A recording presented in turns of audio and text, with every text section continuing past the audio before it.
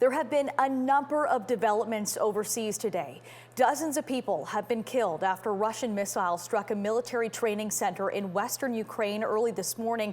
It's right next to the border with Poland, concerning NATO allies as the war inches closer to the west. Emily Taylor begins our coverage.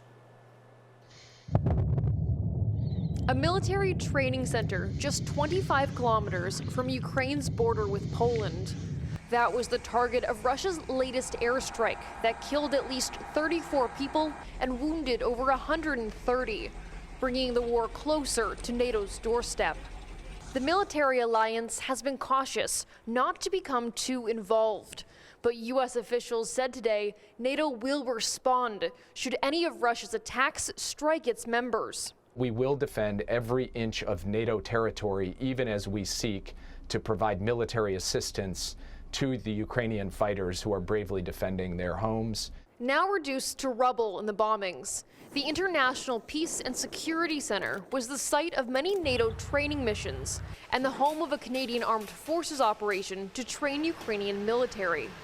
All Canadians were moved to Poland at the start of the invasion. Several humanitarian corridors opened this weekend, which Ukraine's president says has allowed nearly 125,000 additional civilians to escape through them. But gunfire can be heard in the distance as Ukrainians leave their cars on the road and walk from the northern city of Irpin. That's also the city where an American video journalist was killed and another injured this morning after Russian troops opened fire on their car. The injured journalist explained what happened from the hospital. Where are you from? The U.S. Yes. What happened to you? We crossed the first bridge in Irpin. We were going to film other refugees leaving, and we got into a car. Somebody offered to take us to the other bridge, and we crossed a checkpoint, and they started shooting at us.